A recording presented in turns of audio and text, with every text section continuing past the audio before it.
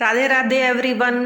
माघ मास 26 जनवरी से शुरू हो गया है और ये 24 फरवरी तक रहेगा। माघ मास में स्नान का बड़ा महत्व है। माघ महीना मुख्यतः स्नान दान के लिए ही महत्व रखता है। पद्म पुराण में लिखा गया है कि माघ के महीने में पवित्र नदियों या तीर्थ स्थानों पर स्नान दान करने से भगवान बहुत जल्दी प्रसन्न होते हैं और व्यक्ति की हर इच्छा को पूरा करते हैं। तो और माघ महीने में फ्रेंड्स स्नान करने से 10,000 अश्वमेध यज्ञ के समान फल की प्राप्ति होती है, क्योंकि कार्तिक मास के महीने के समान ही जैसे हम कार्तिक मास में स्नान करते हैं उसका महत्व रहता है, उसी प्रकार माघ महीने का भी महत्व रहता है। इस महीने भगवान विष्णु की माधव नाम से पूजा की जाती है और पूरे माघ के दौरान माधव वास में माधव नाम से भगवान की पूजा करने से, उनको मंत्रों का जाप करने से व्यक्ति की जीवन में कभी कोई सफलता ऐसी नहीं है जो उसे ना मिले और उसे हमेशा सफलता की प्राप्ति होती है और उसकी हर मनोकामना पूरी होती है।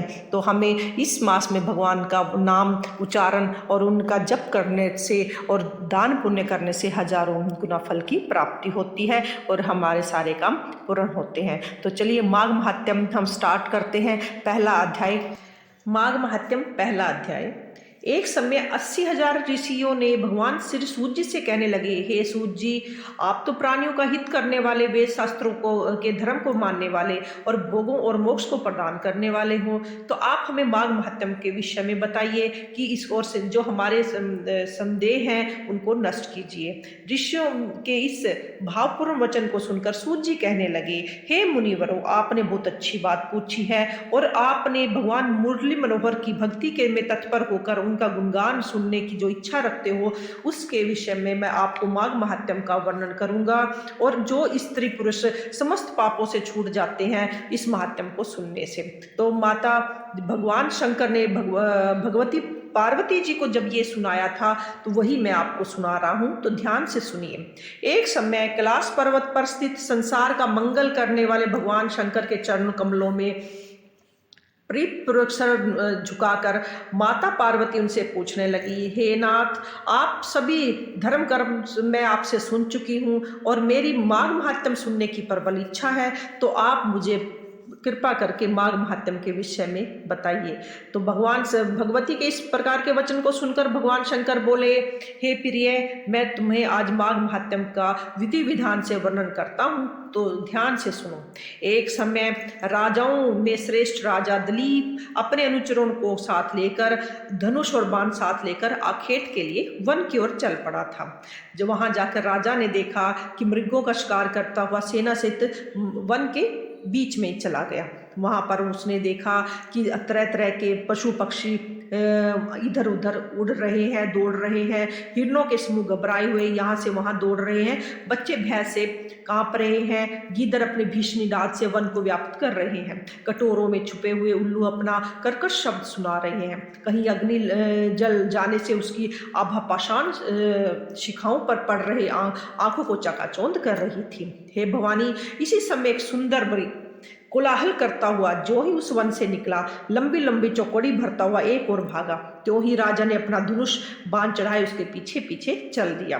हे प्रिय, वह मायावी मृग कभी भूमि पर दिखाई देता तो कभी हवा में उड़ता हुआ नजर आता था। इस प्रकार वह अनंत गंभीर और कठिन मार्गों से गमन करता हुआ कटीले वृक्षों की संकीर्ण वन में लोप हो गया। राजा दिलीप टकटकी लगाए चारों तरफ उस मृग को देखते रहे। कभी जलाशय का चिन्ह देख रहा था, क्योंकि प्यास के मारे राजा का गला सूख रहा था और साथी भी जो थे वो सब थक गए थे। घोड़ों की गति भी धीमी हो गई थी। तो राजा को अचानक एक सरोवर दिखाई दिया जिसमें स्वच्छ जल से भरा हुआ था। राजा ने के जो कमल थे, नैन थे, वो खिल गए थे और उसने उस सरोवर को देखते ही राजा का भ्रम दूर हो गया कि वो चंद्रमा के समान चकोर और संताप दूर हो जाता है। उसके बाद घोड़े से उतरकर राजा ने सरोवर में स्नान और जलपान किया तथा अपने साथियों को भी विश्राम करने के लिए आज्ञा दे दी। संध्या समय में राजा ने भोजन किया और उसके पश्चात उसके साथियों ने सरोवर पर ही ठहरने का विचार किया। तब सब अनुचरों से अपनी सहमति प्रदान करते हुए रात्रि में वन पशुओं को पकड़ने का निश्चय भी उन्होंने कर लिया था।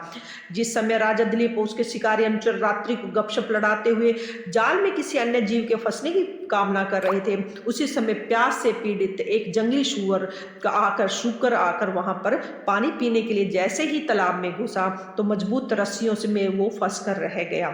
शुक्रों को जाल में फंसा हुआ जानकर राजा सब शिकारी उस पर टूट पड़े और तीर तलवारों से उन्हें घायल करते हुए आनंद में मगन होकर बार बार चिल्लाने लगे। थोड़ी ही देर में शुक्र समूह बाण भालों में बींध कर भूमि पर गिर पड़ा। शिकारी लोग उन्हें घोड़ों पर लाद कर राजा सहित अपनी नगरी की ओर चल पड़े। इस प्रकार मरे हुए शुक्रों को लदे हुए राजा दिलीप अनुचरों सहित गमन कर रहे थे कि सरोवर में थोड़ी दूर मार्ग में उन्हें एक तपस्वी ब्राह्मण मिला, जिसके मुखमंडल से तेज टपक रहा था। वह वक्ल वस्त्र और जटाजूट धारण किए हुए साक्षात भगवान शिव का रूप दिखाई दे रहा था। हे प्रिय, इस तरह उस बूढ़े तपस्वी और तेजस्वी ब्राह्मण को देखकर राजा आवक रह गया और भ्रमपूर्वक उससे मार्ग दे हाथ जोड़कर खड़ा रह गया। तब उस तपस्वी ने परोपकार की भावना को लेकर राजा दिलीप से कहा, हे राजन, कहाँ तो यह माघ मास का पवित्र महीना और सुबह का पुण्य काल, और कहाँ आपका इस तरह जीवों का संहार करते हुए घर को लौटना बड़े ही खेद की बात है। अगर तुम जैसे राजा ही मांस मंदिरा का सेवन करेंगे तो ये संसार का क्या होगा। तुम्हें तो माघ मास का स्नान प्रयाग आदि तीर्थों पर करते हुए माघ महात्म्य की कथा का श्रवण करना चाहिए, तभी तुम्हारा उद्धार होगा। माघ महीने का दूसरा अध्याय, महर्षि वशिष्ठ का राजा दिलीप को माघ महात्म्य सुनाना। इतनी कथा कहकर से सूजी कहने लगे, हे मुनियों, इस प्रकार महर्षि के वचनों को सुनकर राजा दिलीप ने नम्रतापूर्वक निवेदन करते हुए कहा, हे महाप्रभु, मैं माघ स्नान के फल को और जीव हिंसा द्वारा होने वाले महापाप को नहीं जानता। आप विस्तार पूर्वक मुझे समझाने की कृपा करें।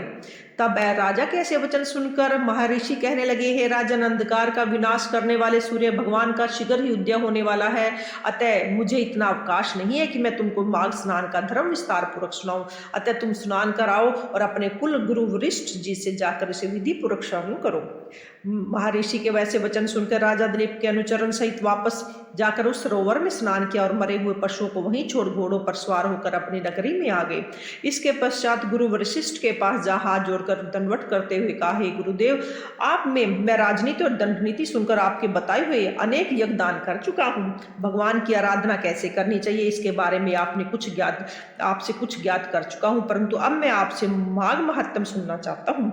इसलिए आप मुझे माघ महात्म्य सुनाने की कृपा करें और साथ ही यह भी बताने की कृपा करें कि माघ मास में स्नान किस विधि से किया जाता है। राजा के वचन सुनकर वशिष्ठ जी कहने लगे, हे राजन, आज तुमने सर्वोत्तम प्रश्न किया है। जो आदमी अनायास ही सब प्रकार के पापों तपों से छुटकारा पाकर इस श्लोक में सब तरह के सुखों को भोगता हुआ अंत में सर्वलोक को जाना चाहता है, उसे माघ स्नान माघ महात्म्य सुनना चाहिए, क्योंकि माघ स्नान करने वाला न केवल सुख का भागी और भूमिपति ही हो जाता है, अपितु मुक्त होने के बाद वह पृथ्वी पर जन्म भी धारण नहीं करता है।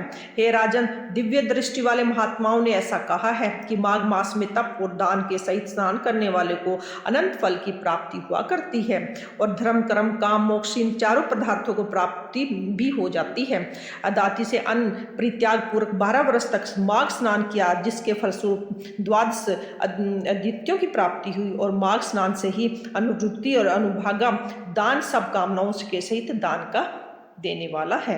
अतः जो लोग ज्ञानी और वन में तपस्या करने वाले महात्माओं तथा विष्णु भक्तों को मिलते हैं, वह ही पुण्य लोक सदा माघ स्नान करने वाले लोगों को भी मिल जाया करते हैं। यद्यपि अन्य पुराणों के क्षीण हो जाने पर देवलोक से लौटकर पृथ्वी पर जन्म धारण किया करते हैं, परंतु माघ स्नान करने वाला फिर भूमि पर लौटकर नहीं आता है और उसकी मुक्ति संभव है। जो व्यक्ति माघ स्नान करके गुड़ और तिल दान करता है, उसके सब पाप दूर हो जाते हैं। वो सब दोनों के दानों में तिल विशेषकर पापों का नाश करने वाला होता है। इसलिए हे राजन, इस माघ मास में तिल का दान सर्वशक्तिमान दान माना जाता है। हे राजन, माघ मास में स्नान रूपी तप करते हुए उसे दान के बिना नहीं दिए बताते हुए अवश्य मुक्ति और भुक्ति प्राप्त कर लिया करते हैं, क्योंकि दान से स्वर्ग, दान से सुख और दान से यश की भी प्राप्ति होती है। दान से सब प्रकार की पीड़ा और महापातक नष्ट हो जाती है। बोलो विष्णु भगवान की जय। ओम माधवाय नमः, ओम केशवाय नमः,